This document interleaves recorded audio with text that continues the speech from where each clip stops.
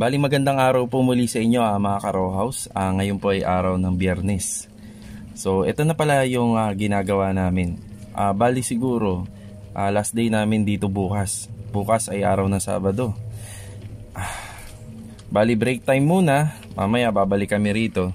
Konti na lang po yung gagawin namin dito, pero more on yung linis. Kailangan bago natin i-turn over sa may-ari, kailangan medyo malinis na siya. Nga pala, meron tayong subscriber pumunta dito kanina. So pinapa-estimate niya yung unit niya, pero hindi nangangahulugan na na-estimate natin. Gagawin na natin, no? Medyo may mga naka-line up po kasi tayo.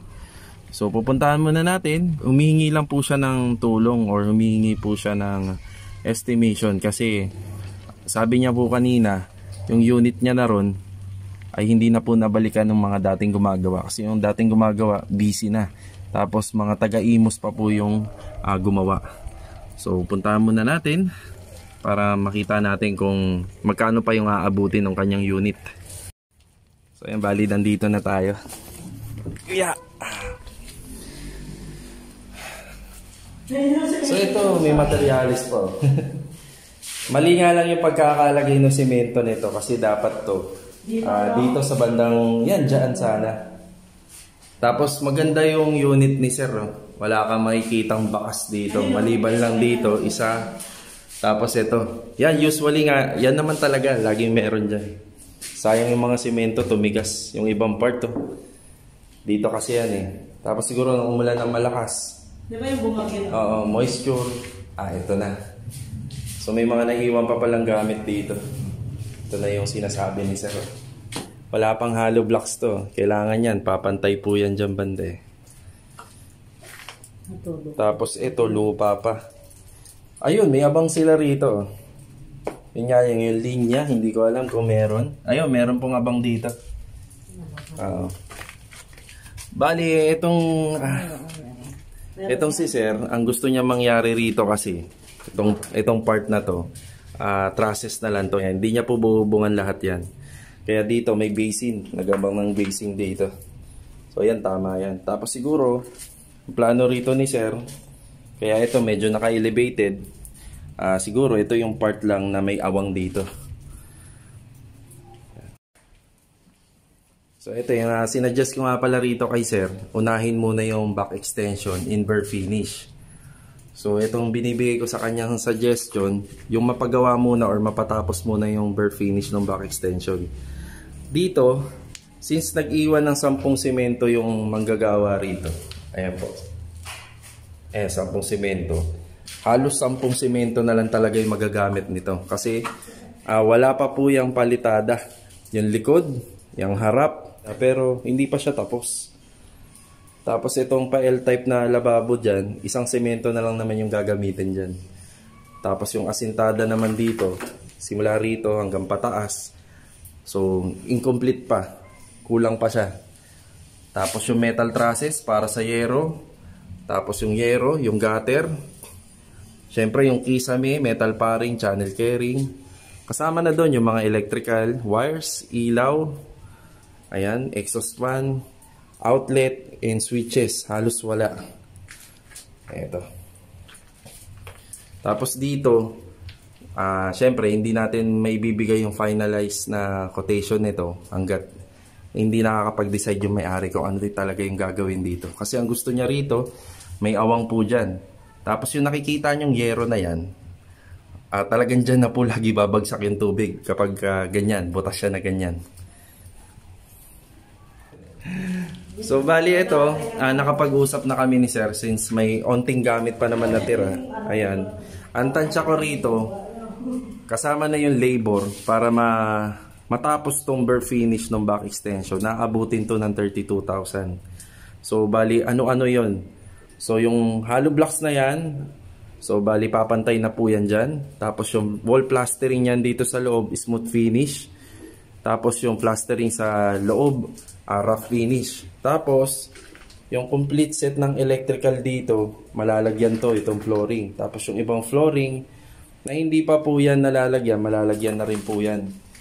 Tapos yung mga kisame, using hard deflex board, metal paring, carrying channel, lalagyan po ng mga pin light, exhaust fan, saka yung center light, tapos nakakornisa. Ayan po. Tapos ito, makukontinue na rin yung lababo na yan para naka L-type yan dyan. Tapos dito, matatapos na rin po yung main line nito ng mga sewer line. Kasi hindi pa po ito tapos. Lalong-lalo na rito. Yung catch basin nito, sablay. Medyo mababaw kasi yung catch basin nito, tapos sablay pa yung pagkakagawa. So hindi ito yung usual na catch basin na inaabot namin. Kasi dapat yan, yung nguso niyan, papasok pa po yan doon. Yan yung mahirap dyan. Sir, maraming salamat po. Sige. Salamat. Ma'am, thank you. Sige. So yun po, bali nakita na natin yung bahay ni Sir, no? Isa rin po siya sa subscriber natin. So bali shoutout nga po pala sa inyo, Sir. Bali kanina pala nakapag-usap kami. Sabi ko, talagang hindi natin yang kayang isingit. Pero sa nakikita ko, kung meron pa ipapadagdag siyang konting trabaho doon, actually range lang naman yun eh. Naaabutin pa ng 32,000 yung gastusin doon. Pero hindi nangangahulugan na magagawa na po natin yung unit. So medyo marami pa po tayong ginagawa at tinatapos. Yan po. So sana mapatapos yun ni Sir. Kung hindi naman siya nagmamadali, medyo malaki-laki nga lang pa yung gastusin dun. Ayun. Okay. Bali nga pala, after kong pumunta dun sa nakiusap na pwedeng makita yung kanyang unit, balik na tayo rito. So dito, kagaya ng sinabi ko kahapon, gagawin na lang po namin dito. Ito, puro retouching kami. Nag-umpisa na rin po pala kami mag-tile grout. Retouching po kami ng mga pintura. Yung loob po ng kanyang cabinet. Ayan po. Tapos si Pangsky, ayan, nandito po siya. Pinagpapatuloy niya yung tile grout nitong toilet room. Ayan.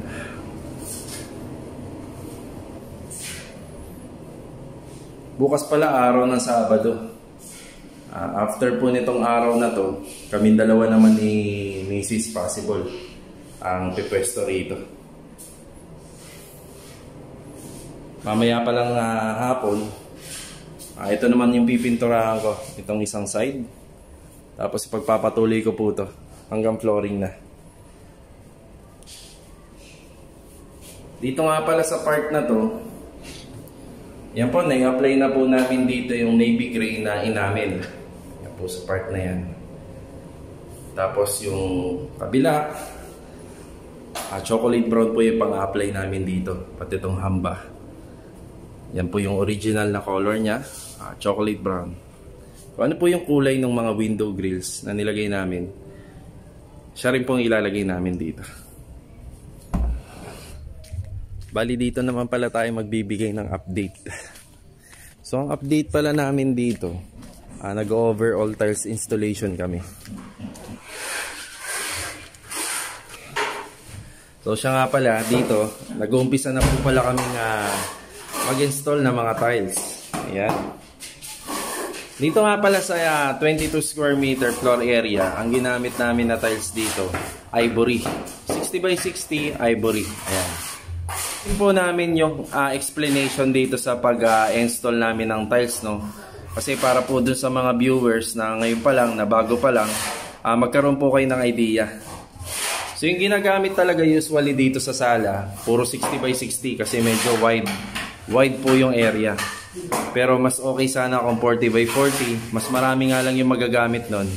Mas matibay kasi yun compared dito sa 60 by 60. Minsan kasi pag bumili kayo ng tiles na 60 by 60, tapos hindi pa porcelain yung nabili nyo, may kamahalan kasi pag porcelain, minsan medyo naka U-shape siya o kaya naka-bengkong siya. Yan ang mga sakit ng tiles. Tapos ang ginagawa pala namin pag nag-install kami ng semi-granite, kagaya nito semi-granite, naglalagay kami ng spacer. So kung wala po kaming spacer, yung parang cross spacer sa bikat, ang ginagawa po namin, ito na lang po. So ito na lang po yung parang pinakamaliit na bagay dito sa blind rivet. Yan ang pinang-spacer namin. So, isang sample kung bakit may spacer. Para pag nagkaroon po ng problema yung tiles, madali nyo lang po siya mababaklas. Ang disadvantage naman, mas maganda pa rin talaga tingnan kapag 0-0 yung kabit. Yun nga lang, kapag nagkaroon ng gapak, napakahirap po tanggalin. Pag tinanggal nyo yung 0-0, madadamay po yung ibang tiles. Yan po siya. Tapos, dry pack method tayo. Nag-install tayo ng tiles. Dry pack method. Yan po. Siya.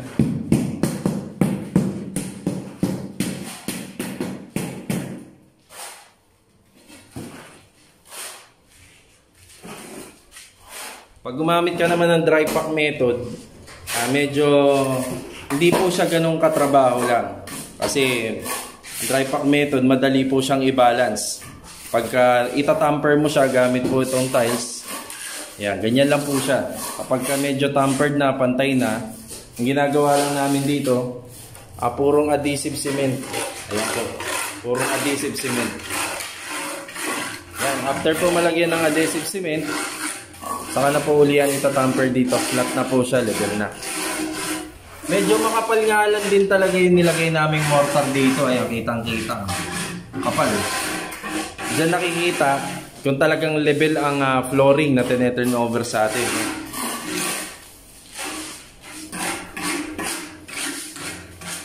Tapos si JR nga pala rito, nag-install na siya ng 40x40 naman yung ginamit namin dito. So nag-install na siya ng tiles dito. So ang spacer naman po pala na ginawa namin, yung ulo ng blind rivet, ito yung ulo. Doon sa 60x60, yung maliit. Tapos dito naman po sa 40x40, yung mga malalaki. Malaking ulo. Kaya expected, mas maraming tile grout yung magagamit kasi mas malaki yung spacer. Ayan. Kung may magtatanong bakit mas malaki yung spacer, ilang beses namin na-experience pag 40x40 yung tiles, hindi po pantay-pantay. No? Hindi siya pantay-pantay. At least kahit papano, pag malaki yung spacer mo, mas may opportunity ka pa na may adjust mo ng konti, no? Para magpantay-pantay. Ito yung tinatawag na bikat. Oh. Yan. Sa bikat na yan, kailangan po pantay sila. Pero minsan kapag maliit po yung spacer mo ginamit, pagdating sa dulo, hindi na po siya pantay. Yan ang problema sa mga 40x40. Okay. Doon nga pala sa client ko kanina na nakausap ko, bali ganito po yung mangyayari, sir. Papakita ko sa inyo. Yan po, may mga ilaw na siya, may exhaust fan. Yan, may center light. Yan. Tapos smooth finish plastering po, yung mga walls. Wag lang po ito. Ito kasi bukod sa violation, may opportunity naman talaga siya maglagay ng ganyan. Kasi wala namang pong bahay dyan sa likod. Daanan ng tao. Tapos, ito pong part na yan. Ayan, nakaganyan po yan. Tapos kailangan may mga outlet doon. Tsaka dito, banda. Ayan, may outlet dyan. Tapos dapat may electrical switches din dito. So, ito po yung function yan. Sa lahat po ng makikita nyo rito sa kisame.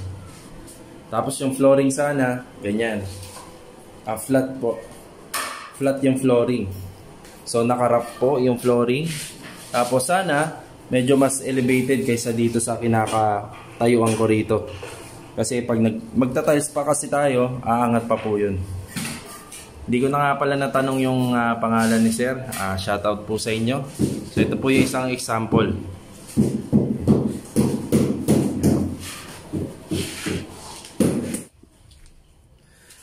Bali, iwan ko muna po sila rito. So, continuous pa rin yung pagta-tiles nila dyan. Tapos yun nga, uulitin ko sa video. Napakaswerte ni sir at dumating na kagad yung kanyang metro. So, ayan, nakatap na po yan. Kasi gusto ko talagang ipatap muna talaga to. Pinapahabol ko sa kanya to. Para just in case may problema sa mga linya ng tubig, hindi po maapektuhan yung pag-install natin ng tiles. Kasi kung mauuna yung installation ng tiles tapos may problema sa linya ng tubig, baka mabaklas namin yung tiles namin. So ayan po yung patunay na naka-open po yung metro, yung valve. wala pong umiikot. So ibig sabihin yan, wala po yung tagas. Maayos yung linya ng mga tubig niya. Ayan, salamat. Yan, bali si Master RJ nga pala magkasama ngayon, tsaka si Pangsky. Tapos possible mamaya kaming tatlong magkasama. Titingnan natin yung mga nagawa na nila ron. Yan, dito patuloy tayo magbibigay ng update dito. Dito nga pala sa plano namin dito ni Master RJ, last day, possible last day nila rito.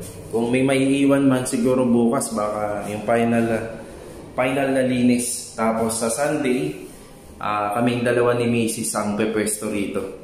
Kasi sa Sunday baka magkalat pa rito gawa nung yung mag-i-install dito. I-install dito ng dalawang jalousie. Tapos yung mag-i-install din po ng screen door. So ito, bali na-applyan na pala to ng tile grout ni Pangsky rito. Tapos ayan, pinupulido niya na lang na malinis. Tapos yung mga loob nga pala ng cabinet, ayan, final coating na po ng color black. Color black yung ginamit dyan. Yan yung gusto ni Sir na kulay. Ito rito, yung bar counter table niya.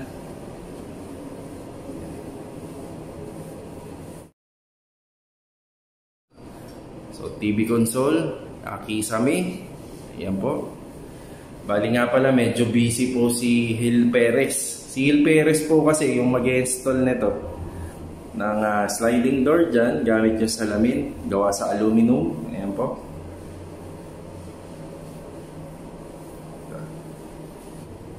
Ito na po yung kanyang pintuan.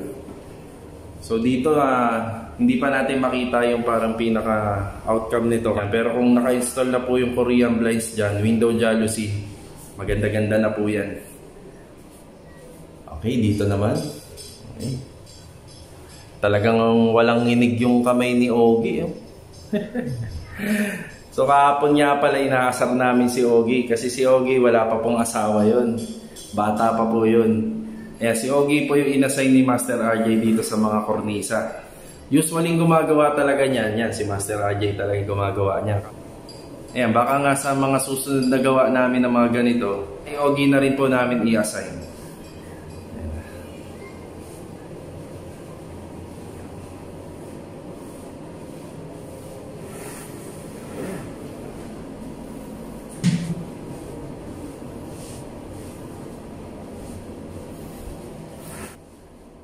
So dagdag ko na lang dito sa video, si Paang nga pala, tapos ang AKA niya ay sa Pangsky. So bago siya sa amin, pero nakakasama na siya namin noon pa. Since 2017, yan, nakasama na namin siya rito. Sabi ko nga pala sa kanya, pagandahin niya to. Meron pa siyang Sabado, possible, baka if ever linggo, makasama pa namin siya rito sa unit na to. Kasi may gagawa na kaming iba. Sabi ko sa kanya, magiging masaya yung Pasko natin pag pinaganda mo to. Ayan, promise ko sa kanya. Sabi ko sa kanya. Sabi ko kasi sa kanila dati, kahit na maganda kayo gumawa, magaling kayong gumawa, kung sakaling medyo madumi naman ni turnover natin, parang hindi pa rin magiging hindi pa rin magiging maganda yung turnover tsaka yung outcome. Minsan kasi sa linis din talaga nakikita pag malinis mo turnover. Pero hindi naman lahat ng pagkakagawa ng bahay is almost perfect. Merong gumagawa nga ng kumpanya, pag naningil sila, mga nasa times 9. So sa ibang kumpanya kasi, kung mapupuntahan nyo yung ibang mga gawa ng ibang kumpanya, papansin nyo ron, talagang solido talaga ang pagkakagawa. Meron kasing company na naniningil times 9. So para kapag may tinuro pa si architect, si engineer, si foreman, si leadman, at saka yung mismong may-ari na nagpagawa, marami pa pong budget para sa retouching at saka pagpupulido ng ibang area. Sa ibang lugar nga kasi, or sa ibang kumpanya, pag gumawa ka, pag yung wall tabingi, pinababago yan, pinababaklas yan. Yan ang kaibahan po sa iba. So tayo, since wala naman po tayo sa high-end na subdivision, ang gagawin talaga natin dito ay may turnover natin ng maayos at malinis. Yan ang importante. Pinaka-importante. So yan talagang nililinis ni Pangsky ng gusto rito. Yan. Tapos dito naman, yan, yung mga retouching ng ilalim ng walls. Kasi ito kahapon, hindi na to basta-basta maaabot ni JR. So, bali si Master RJ na yung babanat niyan sa inyong retouching sa ilalim para pantay po yung kulay. Simula dito, dyan po. Ay. So nga pala, yung materialis pala namin na buhangin sa kabila, dito na po namin yung kukunin. Ito po yung mga buhangin na halos dyan namin lahat kasi binagsak para medyo malapit lang sa amin. So ang gagawin na lang namin dyan, isasako namin yung pinagbistayan.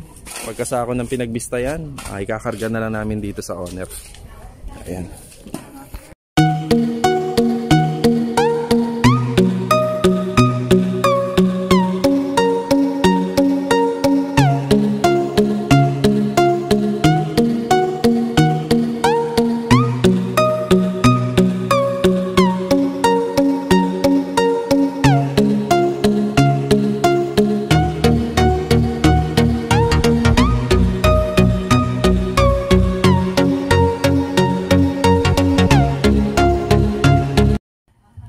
Bali kakatin nga lang pala namin ang buhangin dun, no, sa ginagawa nila ng tiles. Dati pala, nung ginagawa pa lang namin yung front and back extension nun, dito kami nagtambak ng buhangin. Tapos nilagyan namin ng blue sheet para yung buhangin namin masisimot namin at the same time hindi kami mag-iiwan ng mga kalat na buhangin. Kasi yung mga nakatira dito, medyo masinop sila. Ayan, nagtatanim sila ng halaman. Ayan. So, since may tira naman ako doon, doon na lang muna namin yun kukunin, yung mga pinagbistayan. Tapos ibabiyahin namin papunta rito. Okay, so let's go na. So bali nga pala, magbibigay lang po ako ng update. So malapit na nga pala matapos yung pinapagawa sa amin ng client namin. So tinapos namin siya less than 2 months. Ito po yung unit na ginagawa namin, yung interior works. Ngayon pala, yung panibagong project namin na tinatiles din pala namin, hindi po namin alam kung hanggang saan po ipapagawa ng may-ari yun. Pero yung contract niya ngayon, nakapaloob po yung overall tiles. So bali, i-update ko lang po ngayon yung susunod namin na gagawa. So yung gagawa namin ay nakalocate po sa Block 15, Lot 6, dito rin po sa may Lumina. So asikasuhin po namin ni Mrs. yung mga requirements para po makakuha na kami ng construction bond. Kapag nakakuha nga pala kami ng construction bond, ang kasabay po nun ay kukuha na rin po kami ng gate pass. Bali, ito na nga po pala yung mga kailangan na requirements na kompleto na namin. Tapos nabayaran na rin po namin siya sa bangko. Sa ngayon kasi, hindi na po sila tumatanggap ng cash payment. Kailangan sa bangko ka na po magbabayad. Tapos, ipe-present mo na lang po yung bank copy, yung deposit bank copy. I-present na lang natin sa CCD office para mabigyan tayo ng construction bond. Siyempre, together yung mga requirements niyan, sketch plan, list of materials, permit to construct na nakuha natin sa barangay, at saka yung mga papeles na nakuha sa move-in seminar. At idagdag na rin natin, kailangan may authorization letter at saka 2 valid ID ng may-ari. Siyempre, kung sino yung ino-authorize niya, ako po yun. Ito po yung susunod na update namin para sa magpapagawa po ng front and back extension. So, kukuha muna po kami ng permit. Yan, kagagaling lang namin ng admin office. So, medyo matagal kami doon, 1 oras kalahati. So, ang laki na po ng nasayang na oras sa pagkuha pa lang nito. Pakita natin yung permit. So, ito po yung susunod namin na gagawan. Ito na po yung talagang dapat na sadya namin. Yung construction bond ng front and back extension. Ay yung gate pass. Ayan po yung gate pass. So, let's go. Yan, kagagaling nga lang pala namin ni Mrs. sa pagkuha ng gate pass at saka ng construction bond permit. So, kamustahin muna natin sila rito.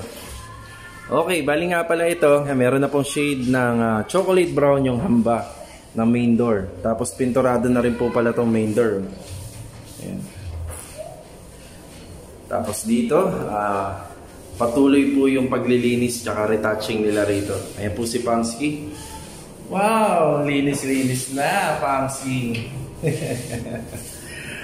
Yan. Tapos dito naman, yung butas dyan, so minamasilya na po yan ni Master Arvin. So malinis na po dyan sa part na yan. Hindi muna po ako iayapak dyan. So hanggang dito na muna ako. So ayan, bali puntahan muna natin sila Master Jojo dun sa kabila. Yan.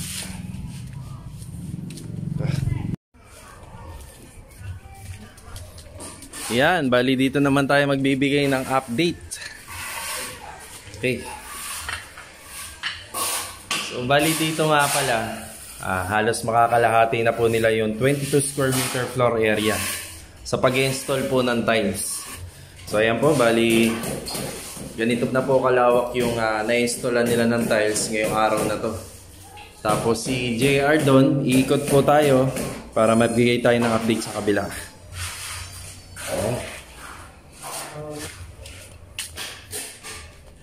So medyo malayo yung iikutan ko. Kasi hindi ako pwedeng dumaan doon dahil nag-install sila ng tiles eh. So baka bukas pa yung pwedeng apakan. Ayan. Dito tayo. Lakad. So ayan, bali rito. Ito na po yung nagagawa natin. So ito na po yung natatapos ni JR dito. Ayan.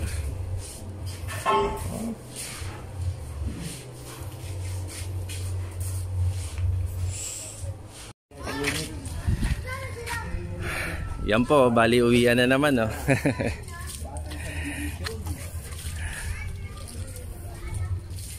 Talagang pinakintab talaga ni Pangsky. Gumamit ka ng Apya. Oriate. Yan.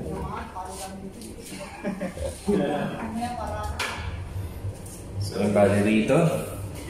Tingnan natin yung mga nagawa ni Pangsky rito. Ayan, no? So, halos lahat medyo malinis-linis na. Talagang malinis na. So, hindi pa po yan natatapos yung linis niya. Bali bukas, maglilinis pa uli kami rito. Po siya. Ayan. Linis na. Tapos yung mga PVC, linis uli yan bukas.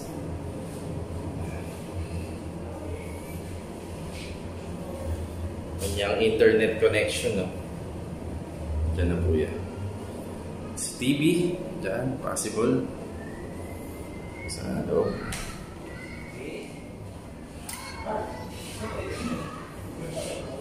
Yan, pasok tayo rito sa loob, oh.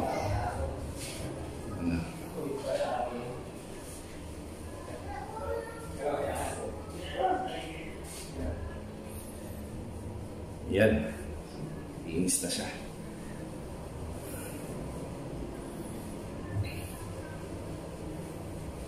Yan, tapos dito nga pala, yan dito pala yan, pinturado na po yung pintuan dito. Yan.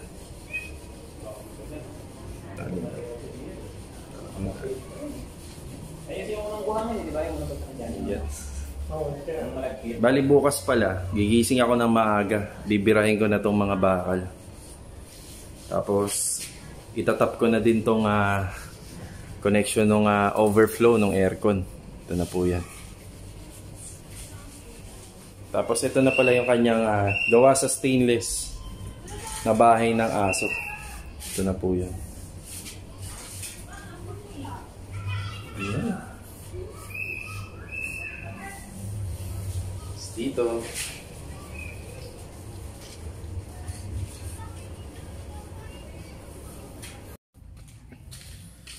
Tapos ito nga palang kanyang bed frame na double coating na po. So yung pintab na po siya. Yan. Dito. Ayan po.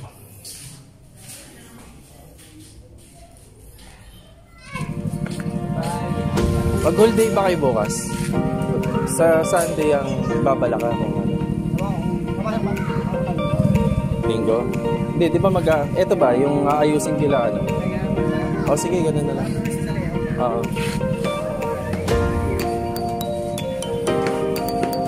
So yan, bali hanggang dito na lang po yung video namin. Sa next vlog na po yung mga shoutout. So tatapusin ko na po yung video natin dito.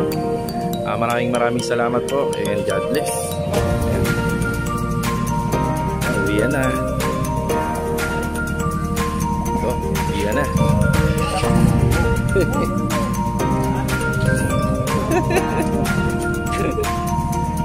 Sige. Sige.